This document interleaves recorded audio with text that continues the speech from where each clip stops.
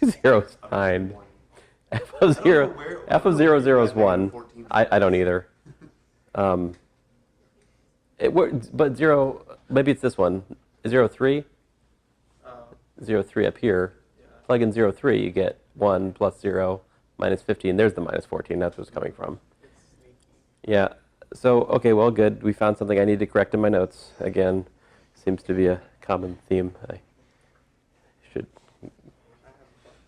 You have more.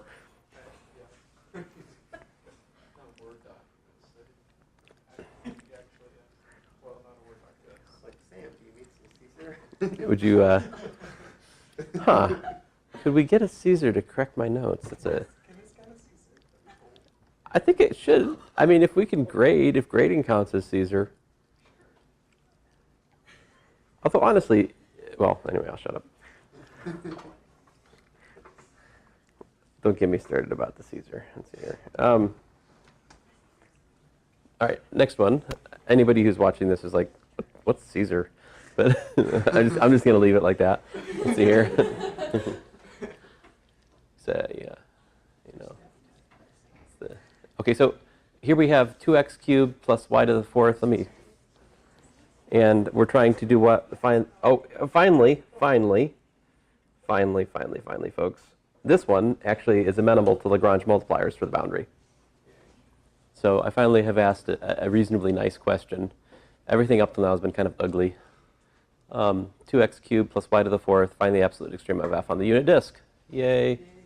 In fact, this is, by far, of all the things I've looked at today, probably the most reasonable test question, right? I mean, this is like kind of the sort of problem that you might be able to solve on a test successfully. Well, you know, where Lagrange multipliers are involved, there's always an opportunity for the algebra to go sideways. It's just the case. Gradient of f is this. So the only way you can have that be 0 is for both x and y to be 0. So the origin's my only critical point. Plug it in, we get 0. F of 0, 0, 0. All right. Boundary of D, we have y squared is equal to 1 minus x squared, right? Oh, come on. Did I do that? I didn't use Lagrange multipliers. Oh, man. Well, that's... I want to do Lagrange multipliers. All right, but I already did this. But this will work anyway. So, you know, this is not a bad thing to take advantage of the fact that I've got a y to the 4th here.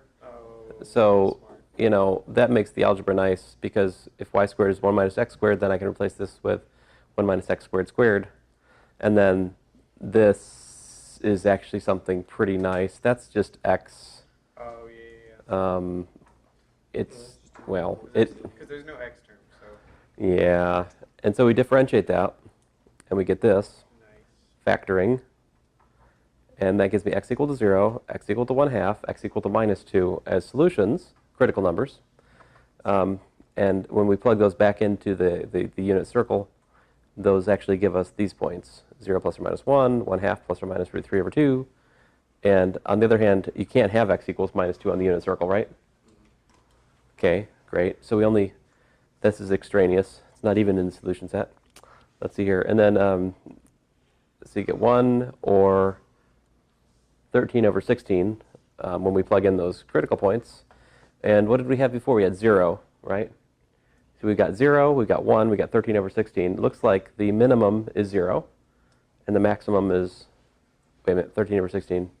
Oh, 1 wins, right? Yeah, 13 over 16 is smaller than 1, isn't it? Okay, just saying.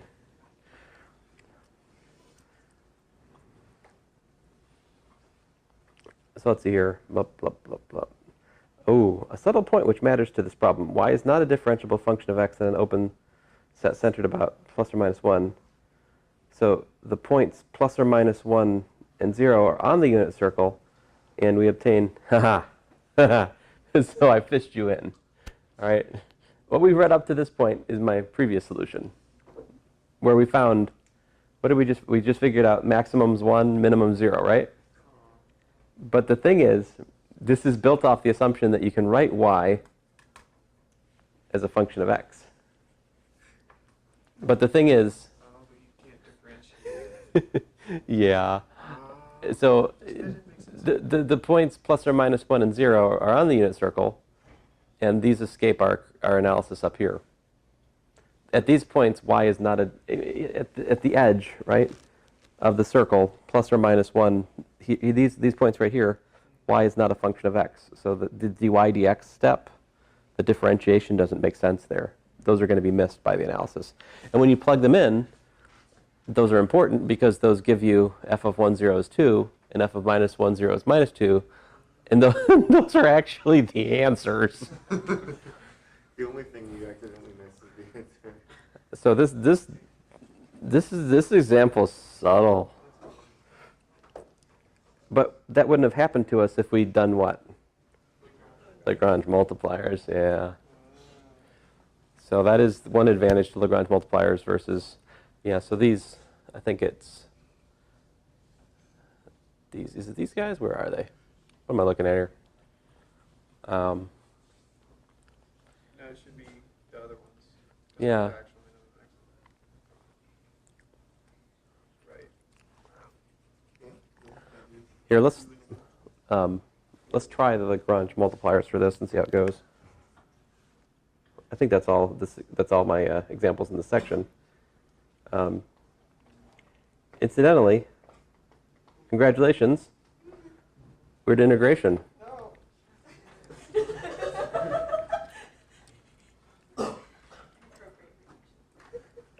Well, you guys don't like integration? You want to hit the lights for me? Integrating polynomials. Now, don't worry, integration is not on the test, right? So the test approaches, but the test is just on partial differentiation and what? Lagrange multipliers, finding critical points, all this stuff, right? Chain rules, constrained partial differentiation. So we have what? Let's just let's just try this out here for a second. See if we can see how bad it is. It's probably pretty bad because it's 2x cubed plus y to the fourth, right? And unit disk.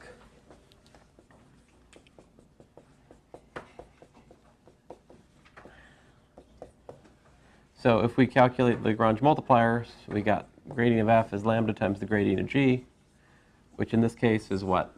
6x squared 4y cubed equals lambda times 2x 2y. I don't know. No, wait. So we have to solve 6x squared equals to 2 lambda x, and 4y cubed equals to 2 lambda y. Now, of course, let me get rid of those stupid extra factors of 2. We got ourselves really 3x squared equals to lambda x, right? 2y cubed equals to lambda y. And this is all also x squared plus, don't forget, always solving simultaneously with the constraint equation.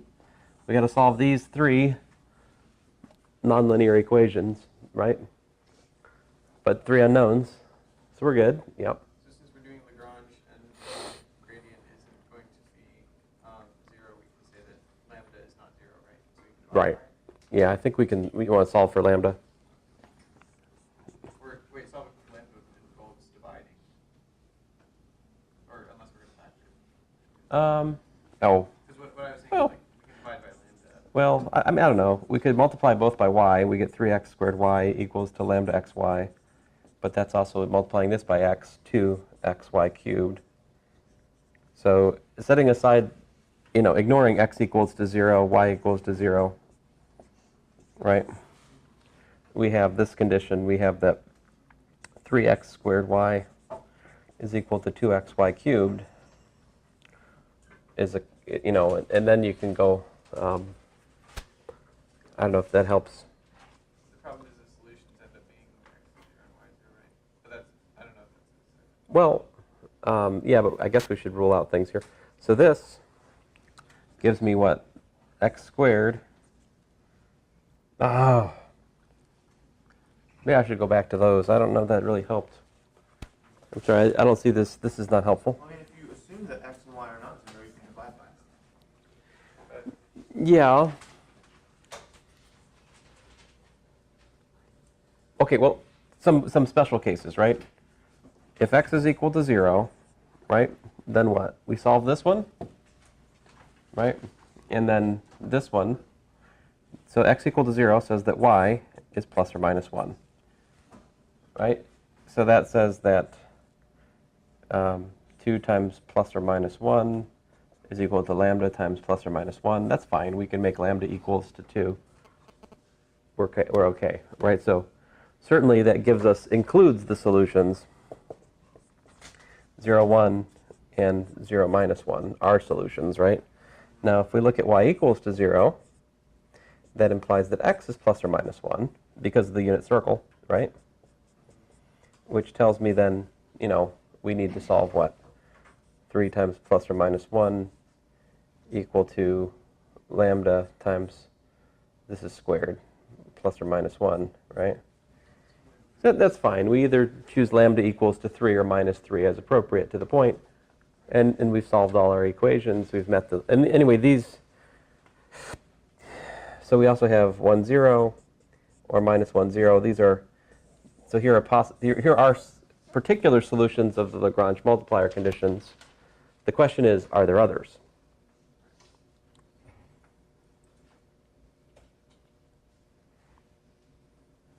So this is where we solve for lambda, I guess. So we have 3x equals, lambda equals 3x.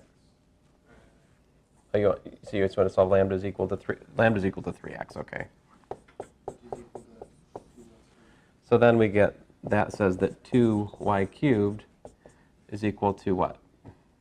Or 2y squared equals 3xy, right? Well, see, if we solve for x in terms of y in terms of x, so like if we say 2y squared equals lambda, and then we can say x equals 2y squared over 3. This is, so you're saying this is also 2y squared.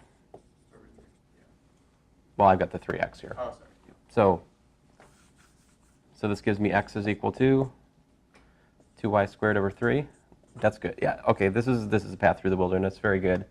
And then I take that and I plug it into x squared plus y squared equals to 1. Now we're in business, right? Because that gives us,